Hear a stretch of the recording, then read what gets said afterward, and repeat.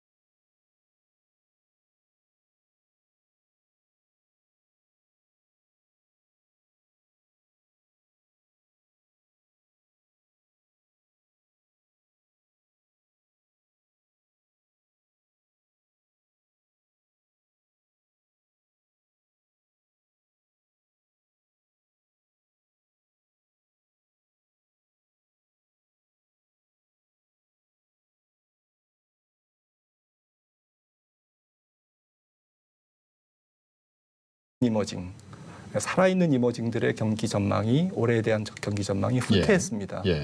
그리고 이제 올해 들어서는 이제 동유럽 뭐 이머징이라든지 그리고 지금 말씀드렸던 유로존 선진국 경기가 본격 조정되고 있거든요. 이런 흐름으로 봤을 때는 이제 하반기로 들어가면 미국 경기에 대한 하향 조정 가능성이 높다. 왜냐하면 이번에 유로존 경기의 하향 조정은 다분히 신흥국 경기, 특히 중국 경기의 둔화에 따른 후폭풍적 성격이 조금 있다라는 거죠. 그래서 선진국과 신흥국이 서로 긍정적으로 호순환되는 그런 구조가 아니고 서로 맞물려가면서 둔화를 시키는 둔화되어가는 약간 악순환적인 그런 흐름에 들어가 있다라는 관점에서 볼 때는 아직 글로벌 경기의 하강 조정이 하향 조정이 좀 끝난 것은 아니지 않느냐라는 관점에서 볼 때는 아직까지 역실적 장세라는 관점에서 2019년을 바라봐야 되지 않겠느냐라는 생각을 조금 지울 수가 없습니다. 그런데 이제 경기를 먼저 볼 것이냐 아니면 그 그림자 역할을 하고 있는 금융시장의 가격을 먼저 볼 것이냐를 이제 선택해야 될 대목인데 좀 특징적으로 나타나고 있는 게 경기를 먼저 볼 것 같으면 선진국, 신흥국 할 것 없이 다 안 좋아져야 되는데 올해 들어서 추세적으로 보여지는 거는 금융시장에 관련해서는 신흥국이 훨씬 더 좋아 보인단 말입니다. 자금의 플로우가 그쪽으로 가고 있단 말이에요. 글로벌 경기가 안 좋아지는 국면에서 신흥국이 더 좋아 보이는 국면은 별로 상정하기 좀 어려운 거 아니에요? 최근 한 10년 동안 보면. 그 부분에서도 좀 특징적인 것 같은데 그거 어떻게 보세요? 지금 박사님께서 말씀하신 내용 중에서 동의하는 부분은 제한적인 금융 랠리에 대한 가능성에 대해서는 저 역시 동의를 하는 부분입니다. 이미 채권 금리가 그 환경 자체를 만들어 놨기 때문에 여기에 대해서는 동의할 부분이 있는 것 같고요. 이제 문제는 경기 측면에 있어서 과연 선진국 경기가 어려워지는데 신흥국은 더 안 좋아지는 것이 아니냐. 그렇기 때문에 신흥국 통화 가치에도 통화도 그렇게 안전한 자산일 수는 없다라는 것들이 어떤 기본적인 생각이다라면 최근에 수급의 어떤 환경의 변화는 그렇지 않을 수도 있는 거 아니야? 라는 것들에 대한 부분들을 좀 보여주는 측면이 예. 있다라는 거죠. 이를 알기 위해서는 우리가 지난 수년 동안 지속되었었던 달러와의 강세 기조 자체에 대한 부분과 예. 중장기 전망에 대한 변화 가능성에 대한 고민이 조금 필요한 것 같습니다. 이 내용을 좀 준비된 자료 화면으로 설명을 드리도록 하겠는데요. 예. 지난 4분기 이후에 달러 인덱스와 국내 증시 거래소 시장에서 외국인 순매수 추이 등을 살펴보게 되면 지금 그림에서 달러 인덱스는 축을 역전해서 다시 말해서 우상향하게 되는 것은 이제 달러가 약세 전환됐을 때 나타나는 그림을 보이고 있는데요. 지난 4분기에 무역 분쟁 이슈와 글로벌 금융시장이 침체되면서 예. 달러화 강세가 심화되었었죠. 예. 이에 해당되는 기간 동안에 국내 증시에서도 외국인은 계속적으로 매독 입장을 바꾸지 않았었습니다. 그러다가 올해 연초 이후에 무역 분쟁에 대한 해결 가능성이나 연준의 정책 스탠스에 대한 변화 등으로 인해서 달러화가 그 방향을 틀게 되니까 갑자기 외국인이 4조 원 가까이 지금 그러니까요. 현재 누계 기준으로는 3조 5천억 원의 순매수 우위를 보여두고 있다는 거죠. 예. 지난 금요일 이후의 변화는 뭐 다시 또 무역 협상 과정에서 노이즈가 있을 수 있다. 네. 그러면서 한 이틀 사이에 달러화가 강세로 방향을 틀게 되니까 예. 외국인이 조금 소폭 매도하는 이런 스탠스로 변화를 보여주었다는 겁니다. 그러면 만약에 뭐 무역 협상이 틀어지거나 지난해와 마찬가지로 달러화 강세가 지속된다라고 가정을 해버리면 1월 달에 샀던 외국인 투자자들이 다 나갈 수도 있다라는 고려를 해야 되거든요. 하지만 다음 그림으로 보여드리면 생각보다 이젠 달러화 강세가 이제 마무리 국면이 아닌가라는 것들을 고민해 볼 수 있는 그림이 됐는데요. 이 그림은 전 세계 GDP에서 미국 경제가 차지하는 비율과 달러 인덱스를 보여드리고 같이 비교해서 보여드리고 있는 그림입니다. 이는 다시 말해서 미국 경제의 세계 경제에 있어서의 지배력과 달러 인덱스가 동행한다라는 것으로 그림을 보여드리고 있는데요. 현재 미국 경제는 전 세계에서 약 24%의 GDP를 차지하고 있습니다. 문제는 앞으로도 달러 강세가 계속될 것이냐라는 논리는 현재 24%가 아닌 30%대까지 올라갈 수 있느냐 예. 이 질문에 동의를 얻어야만 되는데 문제는 신흥국 경제는 여전히 성장을 하고 있죠. 그리고 올해 이후에 미국 경제는 성장세가 둔화될 거라고 얘기를 하고 있습니다. 이는 다시 말해서 세계 경제에서 미국 경제의 지배력은 지금보다 더 강화되는 것은 현실적으로 한계가 있다라는 거죠.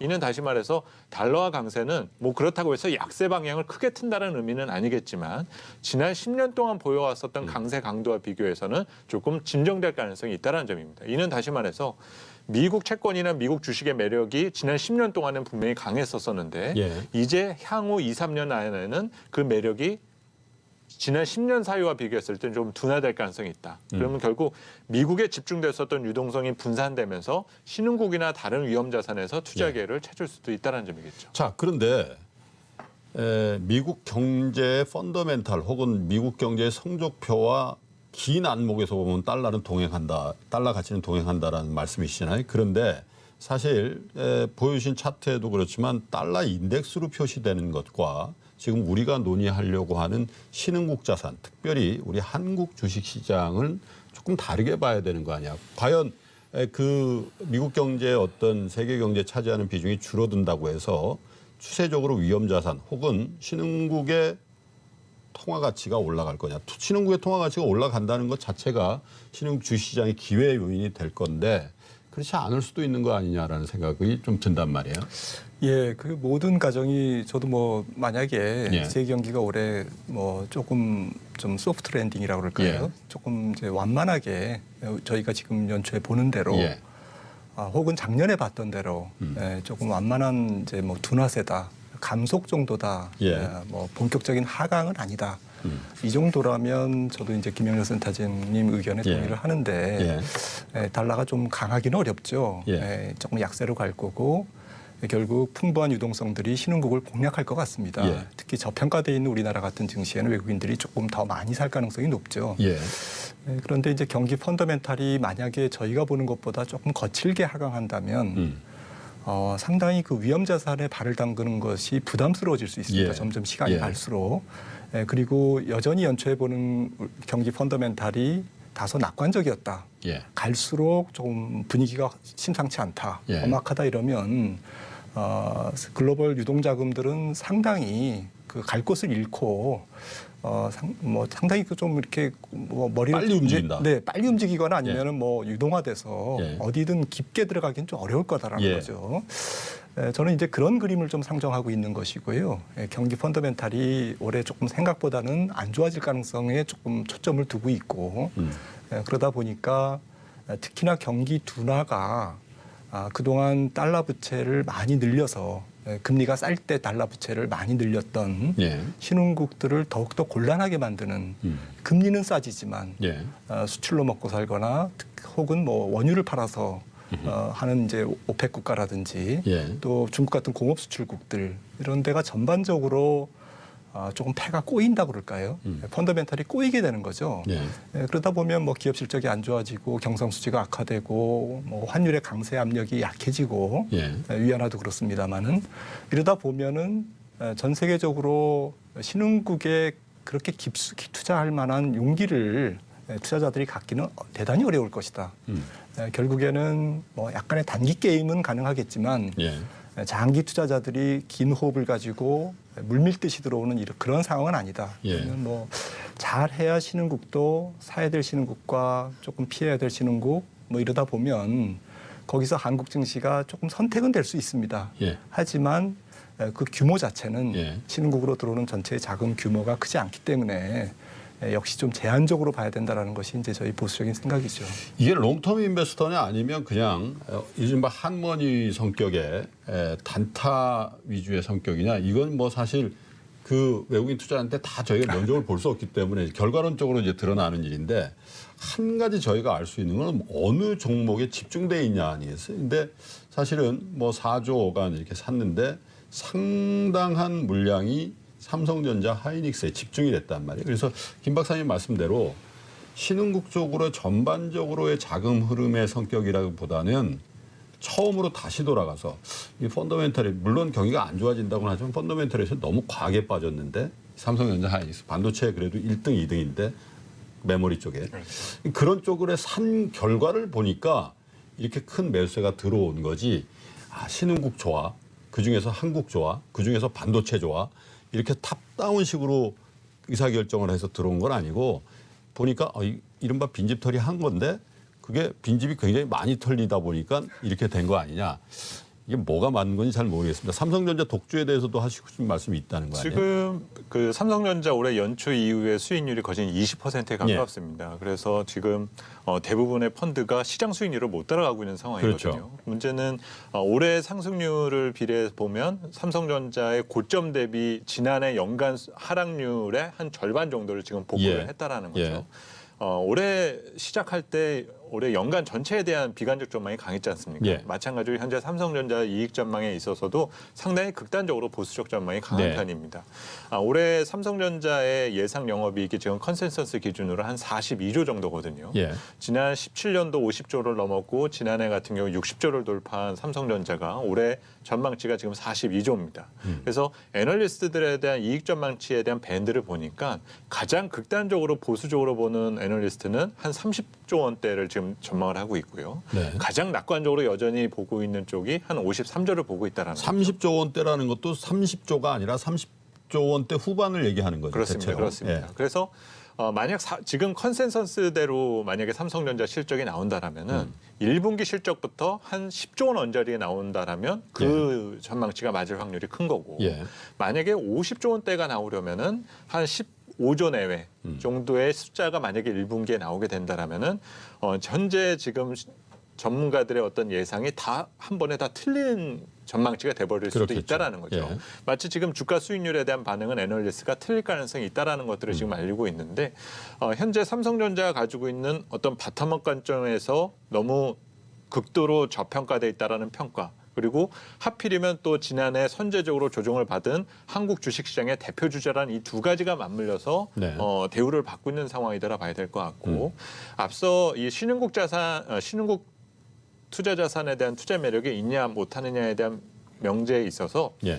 한머니들에 대한 유입도 결국 올해 신흥국에서 버블이 있을 거냐 없을 거냐에 대한 관점에서 보는 것이 좀 더 편한 시각이 될 것 같습니다. 예. 만약에 버블이 생길 것 같다라고 얘기를 하게 된다면 주가는 얼마나 올라갈지 모르겠지만 그건 말 그대로 버블인 거죠. 예. 하지만 대부분의 시장 전문가들이 박스권을 얘기하고 제한된 상승을 얘기하고 있다는 거는 적정 가치를 해야 되는 어떤 수렴 과정 정도로 우리가 해석하는 것이 좀 더 필요하고 우량 신흥국 자산과 그렇지 않은 것과는 그 목에 차오르고 난 이후에 평가를 받을 가능성 자체가 크겠죠.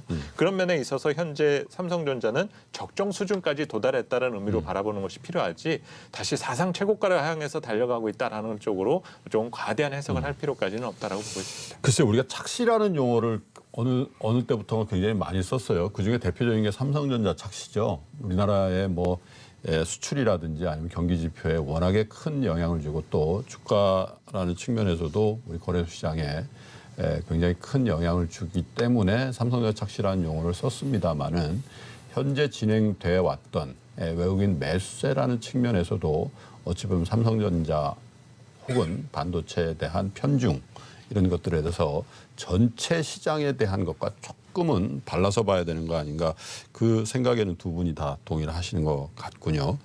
자, 박사님.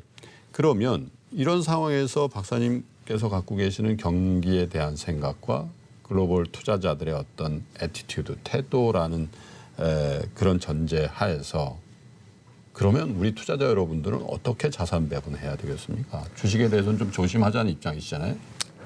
예, 상당히 뭐 그 기본 경기나 이 지금 시장 전체의 사이클을 어떻게 보느냐에 따라서 뭐 전혀 달라지는 뭐 결론이 나올 것 같은데 예, 저는 뭐 거듭 말씀드립니다만은 돈값이 싸서 유동성이 많아서 금리가 낮아서 그다음에 중앙은행이 완화적 통화 정책 스탠스로 바뀌어서 경기는 안 좋지만 그렇게 해서 올라가는 소위 금융적 장세의 가능성을 사람들은 지금 많이 비중을 두고 있는데 올해 이제 그 유동성이 풍부해서 경기는 뭐 썩 좋지는 않지만 어떻게 보면은 유동성의 힘으로 다시 주식시장이 올라갈 거다. 이렇게 생각하는 것 자체가 조금 미스를 할 가능성이 높다. 왜냐하면은 그런 금융장세가 나타나려면 경기 하강에 대한 위험자산 가격의 프라이싱이 가격 반응이 어느 정도 끝나야 되는데 앞서 말씀드렸듯이 경기가 지금 계속 리바이스 다운 하향 조정되는 과정이라면 올해 한 연말 정도는 되어야 그런 금융적 장세 경기는 이제 더 이상 나빠질 게 없어. 가격도 이미 다 반영이 됐어. 그렇기 때문에 이제부터는 위험자산을 조금 그 밑에서 걷어야 될 때야. 그 말씀은 그 연준을 비롯한 중앙은행 혹은 정부의 어떤 경기 살리기에 대한 통화 정책이든 기재정 정책 그런 것도 그때 가야 자산 시장에 먹힐 것이라는 말씀이시죠? 그래서 올해 전체 장세의 성격은 그 과도기이기 때문에 경기의 하강 조정이 위험자산 특히 주식시장의 가격으로 반영되는 이 과정이 아직 덜 끝났다면 순간순간 시장은 조그만 악재에도 가령 뭐 미중 무역 분쟁이 약간 틀어졌다든지 내지는 경기 지표가 뭐 조금 마이너스 서프라이즈가 나온다든지 이럴 때마다 시장은 굉장히 좀 허약하게 출렁이고 의외로 많이 빠지는 그러한 악재에 민감한 특히 경기 펀더멘탈과 실적 펀더멘탈에 민감한 상당히 그 약세장적 성격이 나타날 가능성이 있다라는 것이죠. 그래서 주가가 올라가는 걸 보고 뒤쫓아가면 항상 조금 실패할 가능성이 높은 게 올해 장세가 아닌가라는 관점에서 글로벌 투자자들이 조금 경기에 대한 이 스트레스, 경기 둔화에 대한 스트레스를 조금 벗어나는 스트레스에서 벗어나는 시점이 되는 거는 좀 가을 정도는 지나야 되는 시점이라고 보고 그래서 뭐 자산 배분이라고 한다면 뭐 가장 중요한 게 앞으로 저는 한 1, 2년간 채권 쪽에 비중을 조금 많이 두는 좀 필요성이 있다. 필요성이 있다라는 것이고요. 주식이라든지 이런 뭐 위험 자산에 대해서는 좀 선택적으로 결국 경기는 나쁘지만 뭐 이 기업 실적은 괜찮아. 뭐 특정 국가의 어떤 경기 펀더멘탈은 괜찮아. 이런 뭐 그 대상들은 그런 시장은 주가가 올라갈 수 있다라는 것이죠. 그런데 뭐 상당히 좁겠죠. 그 범위가. 그런 기업도 혹은 그런 섹터도 굉장히 좁지 않겠습니까? 네. 그러니까 상당히 그 종목을 피킹하고 산업을 피킹하기가 까다로운 장세지 예. 마음 편하게 주식시장으로 들어와서 그냥 뭐 이렇게 좀 즐기다가 이렇게 편하게 갈 수 있는 그런 시장은 결코 아니다라는 관점이고요. 특히 좀 커머더티라든지 조금 그 경기와 민감한 구리라든지 유가라든지 훨씬 더 볼라tility 변동성이 그런 큰 변동성이 더 크고 예. 추세적인 상승이 어렵기 때문에 그런 쪽 경기와 관련된 소위 원자재 시장을 네. 조금 조심할 필요가 있고 또 전 세계적으로 경기가 조금 둔화되는 사이클이기 때문에 특히 신용도가 낮은 기업이라든지 채권은 적극적으로 피해야 된다라고 생각을 합니다. 자, 이 하단에 보시면 우량 채권, 국내 주식, 신흥국 주식, 선진국 주식, 그다음에 금, 원유, 금속 이쪽이 이제 커머디티 마켓이니까 네. 그 동일한 얘기고요. 대신 우량 채권이라는 것도 글로벌리 신용 등급 말씀하셨는데 굉장히 안전한 국채라든지 기업이 발행한 채권 중에서도 원리금 상환에 대한 그 우려라든지 이런 건 전혀 없을 만한 신용 등급을 갖고 있는 채권.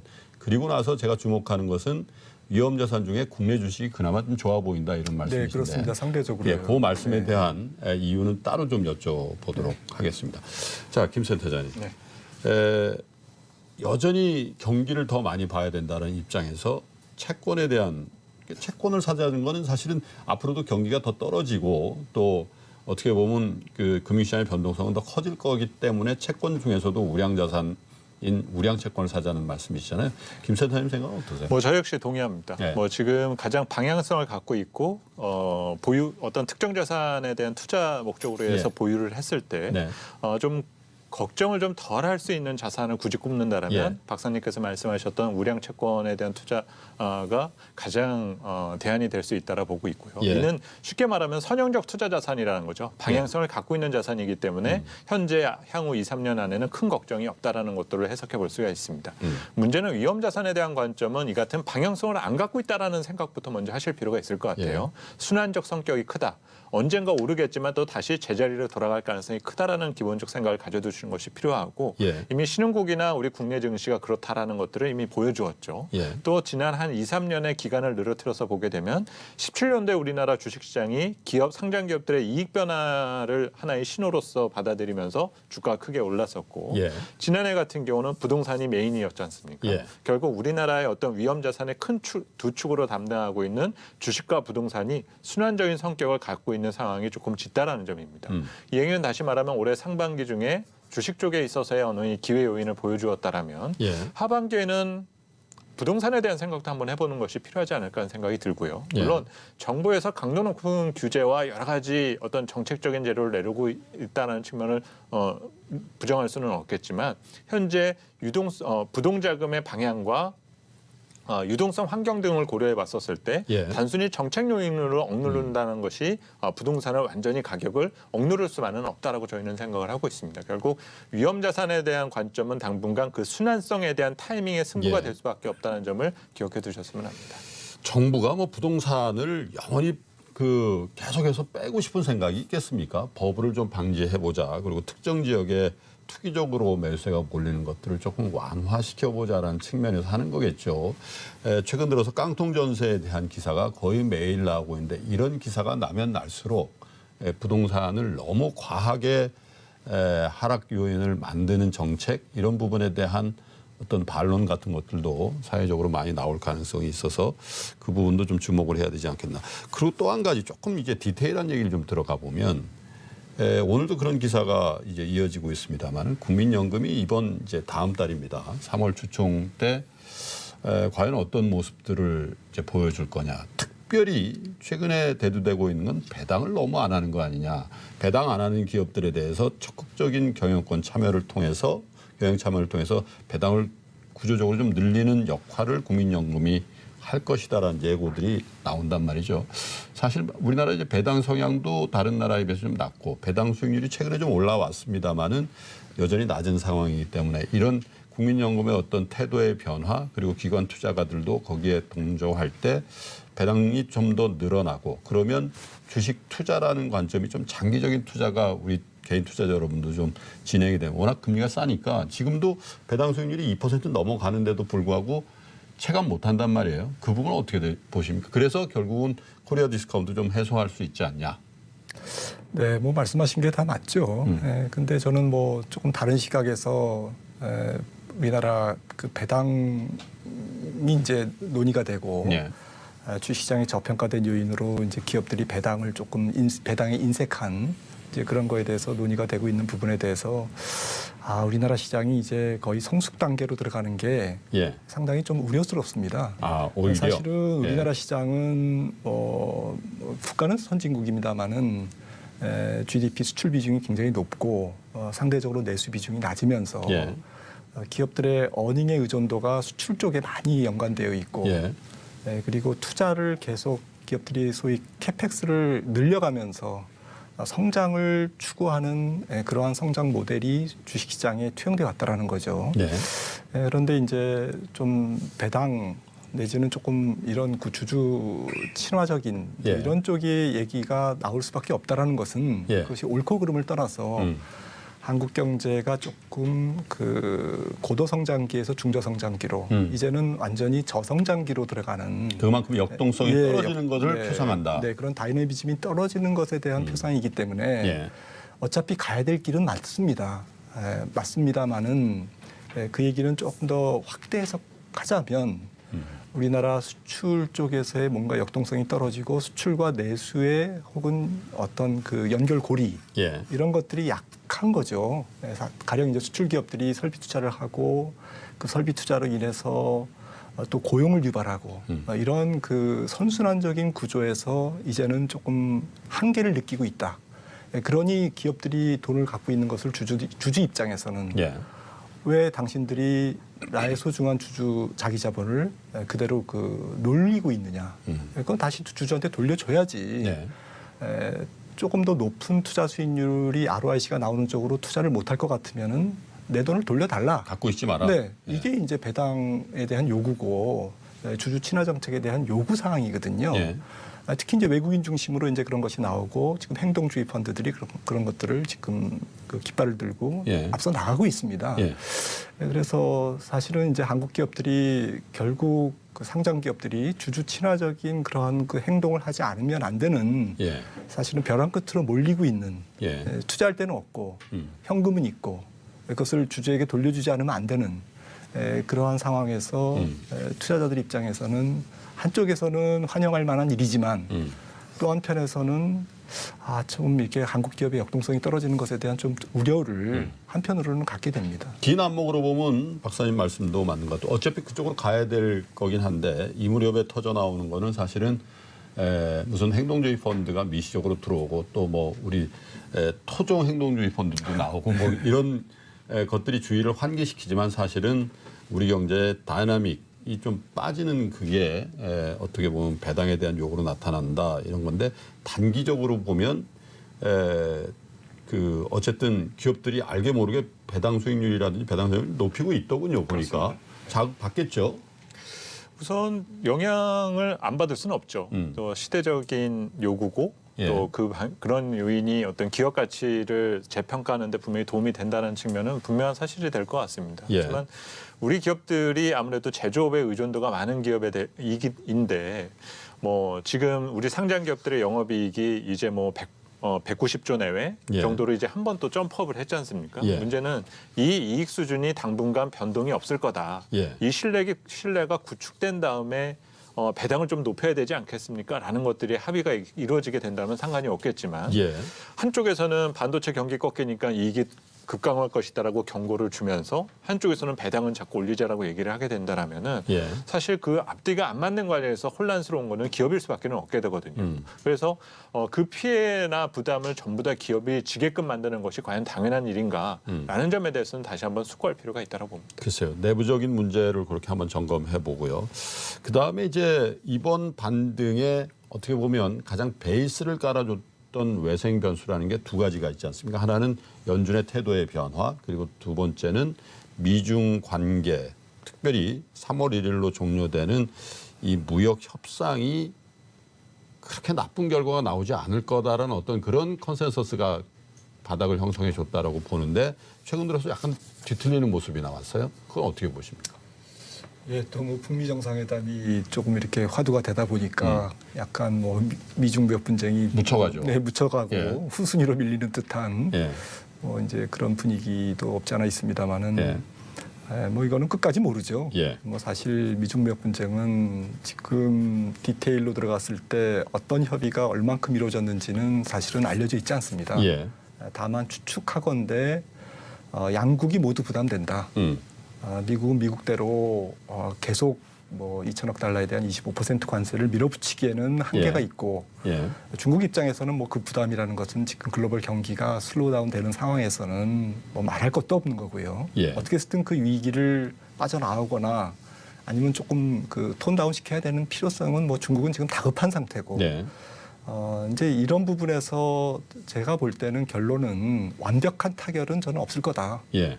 쪽에 완벽한 타결을 하기에는 상당히 좀 너무 물리적인 시간이 짧다. 예. 사실은 디테일로 들어갔을 때는 합의해야 될 부분들 또 후속 타결을 위한 여러 가지 뭐 좀 디딤돌이라고 그럴까요? 네. 이런 것들을 마련하는데도 매우 그 까다로운 부분들이 많습니다. 예. 지적재산권 분쟁이라든지 네.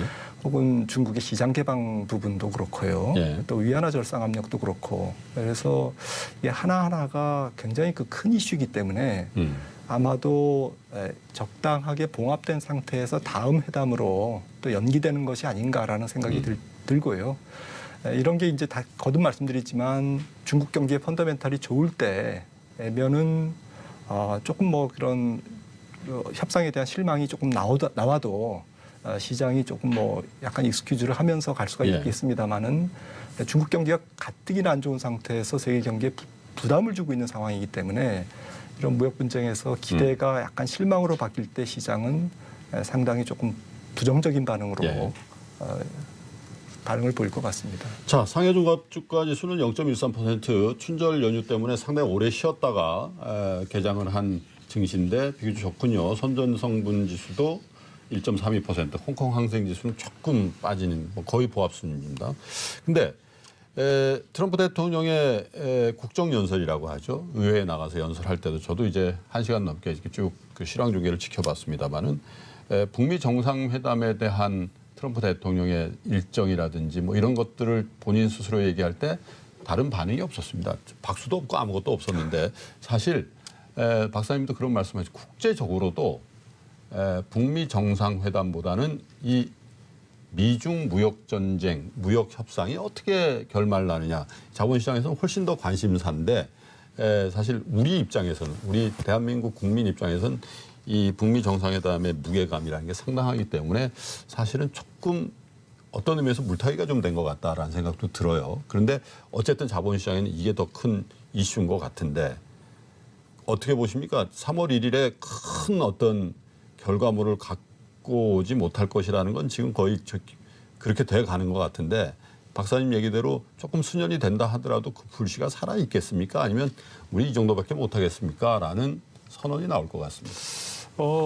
우선 지금 중국 입장에서는 미국과의 협상도 중요하겠지만 예. 내부적으로 당장 이제 3월부터 시작되는 양회에 대한 부분 등을 신경 안 쓸 수가 없을 겁니다. 네. 특히 미국을 포함한 주요 선진국들에 대한 여러 통상 압력 등을 이겨내야 되고 네. 이런 점을 감내해서 또 내수 경제를 활성화시켜야 되는 상황이기 예. 때문에 정책 방향에서 지금 결국은 정책에 대한 투트랙 전략을 쓰고 있을 수밖에 없다라 생각을 하거든요. 네. 문제는 중국의 내수 경제 활성화 정책 관련된 부분 등이 예. 분명 선진국에게 하나의 또 먹거리를 제공하는 쪽에 대한 내용들이 많이 포함이 될 겁니다. 예. 이걸 가지고 또 협상 카드를 쓸 가능성 자체가 크다는 점이겠죠. 문제는 이 내용을 어디까지 조율해 주느냐를 결국 중국도 고민해야 되다 보니 양측 간의 협의라든지 상의가 조금 줄어들 수밖에 없고 이 영향에서 다소 좀 시장에서 노이즈가 있지 않았느냐는 정도로 판단하는 것이 나을 것 네. 같습니다.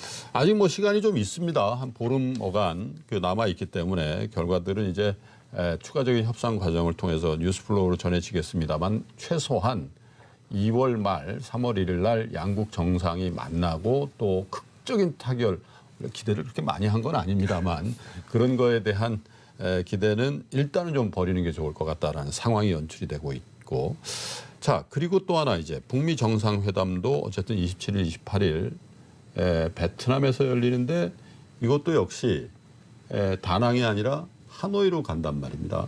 상징적인 의미가 좀 있을 거라고 보여지는데 실질적으로는 대북 관련주라든지 관련된 주식들을 우리 투자자들이 많이 들고 있기 때문에 이 분야에 대한 그 기대도 만만치 않은 것 같습니다. 어떻게 봐야 되겠습니까?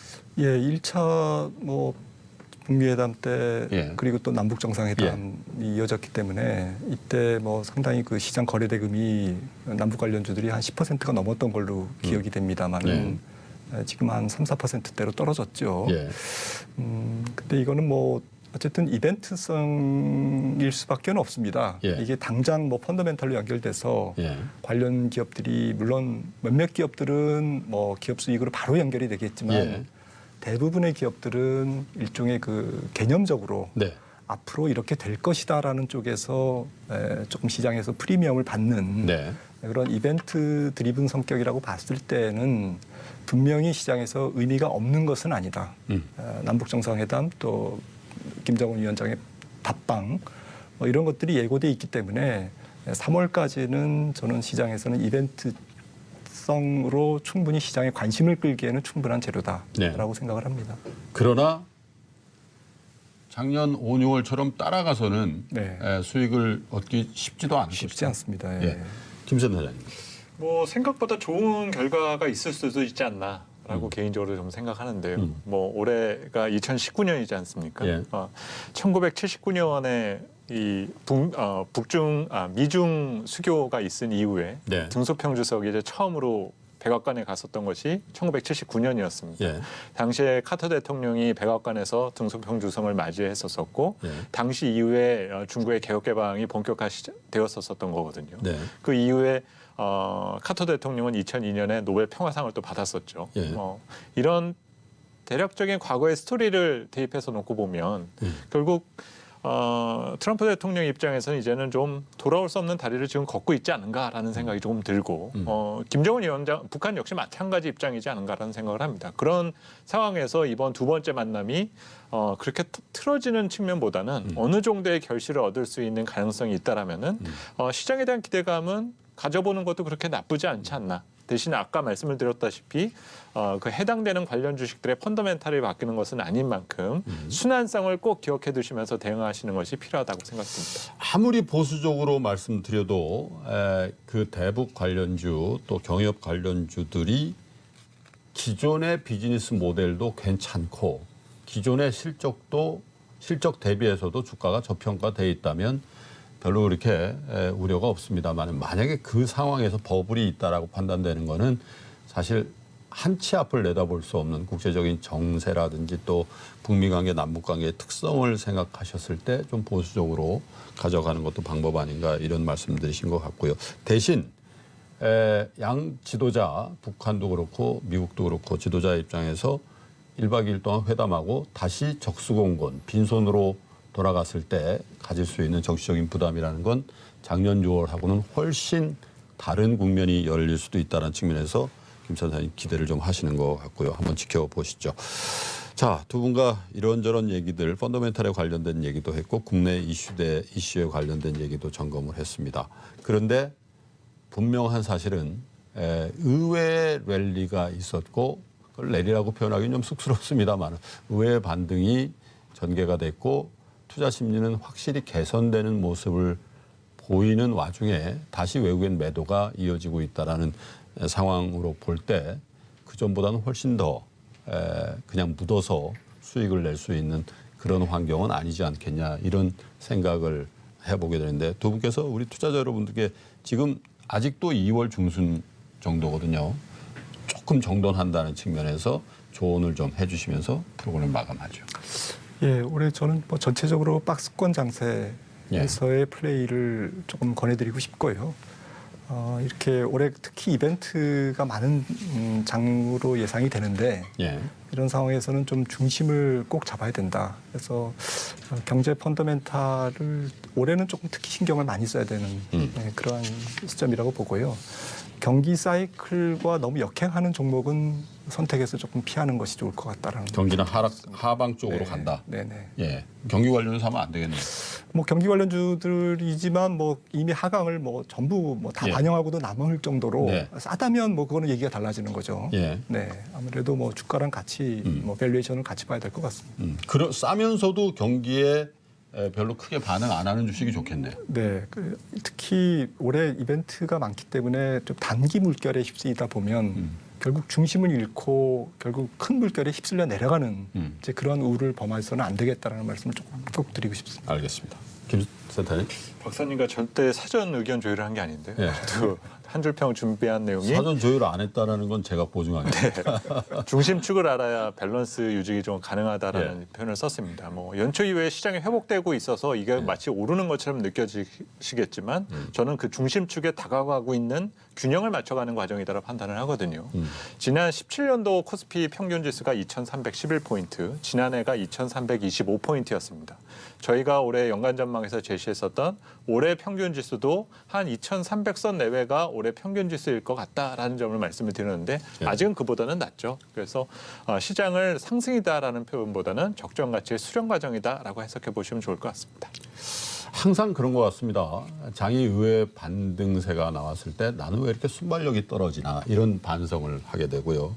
또 장이 하락 반전했을 때 나는 왜 이렇게 팔랑기인가 이런 반성을 하게 되지 않습니까? 그러면서 두 분께서 주신 말씀은 순발력도 중요하지만 지구력 그리고 마음의 중심을 잡는 이 평정심이 어느 해보다도 매년 그렇습니다만 어느 해보다도 중요하고 바로 이 시점이 그런 시점이 아닌가라는 조언을 주신 것 같습니다. KTB투자증권의 김한진 박사, 교보증권의 김형렬 리서치센터장과 말씀 나눠봤습니다. 두 분 고맙습니다. 네, 감사합니다. 자, 월요일에 보내드린 증시라인은 오늘 여기까지 하겠습니다. 내일 화요일에도 증시라인은 여러분들과 함께 한 걸음 더 들어가 보겠습니다. 시청자 여러분, 투자자 여러분 고맙습니다.